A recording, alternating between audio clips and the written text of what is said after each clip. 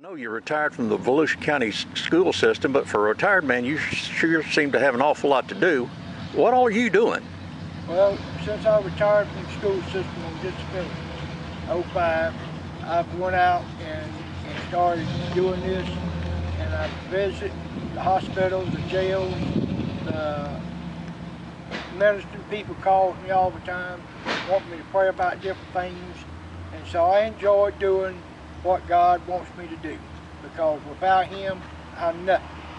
And I thank the Lord that He's given me ambition to do it.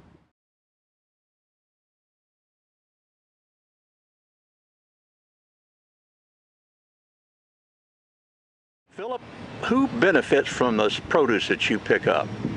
I've got one shelter that benefits. I've got one church that take care of the people. Also, I've got a gentleman in Mims that can take care of his people down that way. And then I got an individual that takes care of some. How do you get involved in this in the first place? Well, a gentleman that hooked me up, he lived right down the street. He come want to take the owner and picked it up, and then he got me come to his house after he come home, and then get him to kind of help me get it out. So I hooked on with him, and now, you know, since he's deceased, almost 3 years, he wanted a contender, so I continued doing it. So that's the way I'm still being a blessing. Part of the process always seems to be a little bit less glamorous than the others, but it requires for Philip to provide his own boxes in order to reduce any possible expense to these suppliers who are willing to participate in this program of his. We're here with Sandy at B&S, and Sandy, I was just asking you how you feel to see your product, the part that you can't carry over to Monday, how that is used in such a way that how do you feel about that? I just can't express it. You know, I'm glad somebody finally lets us help somebody. You know, with stuff that we can't sell. You know, it's nothing bad with it. The public wants #1 quality, and when it's not #1 quality, they kind of like push you aside. But when a gentleman like this will take it and make use of it, it just helps all the way around. We don't like to throw away nothing. Well, and as a guy that doesn't have a dog in this fight, I appreciate the fact that you would make it available to him as willingly as you do, and that he takes his time to do it, because we really appreciate him, because since we've been doing that with him, we throw away very little, and what we do throw away is not edible except for animals, and we've got a guy that picks up that for animals, so nothing we actually throw to garbage, nothing. Well, I want to thank you for your part in it. All right? We appreciate it. Please let all the people at B&S know what we think of it. We appreciate what y'all do. You know, because without him taking the effort to do this, it goes in the garbage.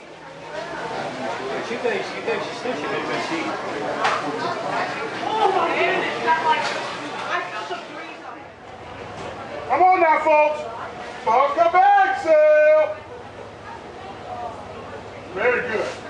Those are very good, yes. 4 bags. It makes me feel good to know that someone's getting something that otherwise I would have to just throw out, you know? It really does. See, I would rather see it going to someone that could really need it, you know, and use it. Well, Bruce, we appreciate it, and I'm just so impressed with this operation and your part in it.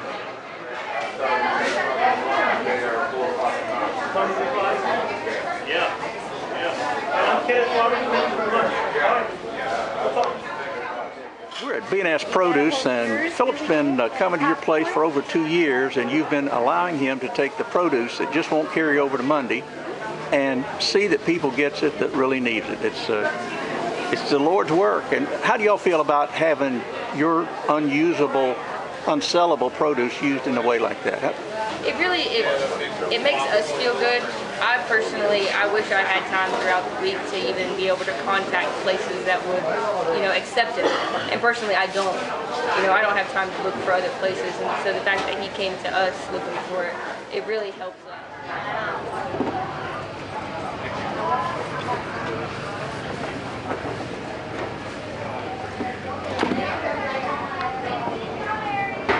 You got that box out. I'll go ahead and take this one. Regina's with G&G B&G Produce at the Daytona Beach Flea Market. And how do you feel when you know that the product that is unsellable, that's really not prime product for your customers, doesn't go to waste and it doesn't feed animals? Some of it's going to go to people that really need it. How do you feel about that? I feel wonderful about it. Yeah. I've always had somebody doing it for almost a year and a half. I didn't, and I just hate seeing it all go. And I just love this for somebody to pick it up and have it go anywhere that's needed. But I've done it for a year by myself before I hooked up with Jumping and Mims. So this way it kind of extended it to a Mims area where feeding the homeless and different ones down there that needs help. So it's my joy to know that I've kind of, and I'm an outgoing person, so when I tell people what I'm doing, you know, they all say it's amazing how you do what you're doing compared to being a minister too. That, you know, when people calls that I kind of, you know, have to go out of town or whatever, I never know from one week to the next what's going to happen. But God knows how I can contact people.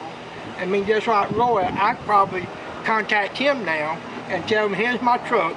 He knows what I need done, and he knows where I go, so he can get it out and do what I'm doing when I'm not around. Roy, you're kind of like me. I'd heard about what Philip was doing, but I couldn't quite get my mind around it. What do you think now that you've kind of seen what he does? Well, you know what, and I think that's the problem, that people don't know, don't appreciate what Philip is doing. I mean, it's not for him, it's for the Lord, you know, and he takes time out of his life to do this, and like you've talked to other people here that are in charge of the stand sweating like that, the food is going to good use. It's not being thrown out, it's not being fed to animals and whatever like that. It's going to people that need it, and that's what Philip is doing.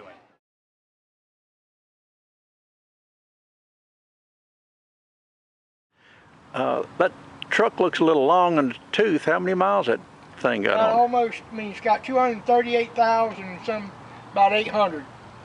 So, like I said, I just spent $2,800 getting it overhauled, transmission, and serviced the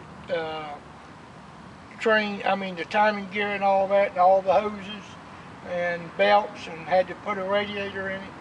So, God wants us to have a new truck, then I'm praying that He'll give us a new truck. Oh, you got the wrong end.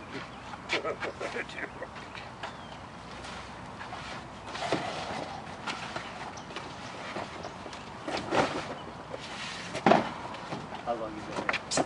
I don't live here. Oh, I know. I want to look. Oh. I was an intern. Oh, is that right? Okay. Okay. That's it. That's it? Philip, with all the expenses involved in this operation, just told us about your truck. Where do you get your money for that?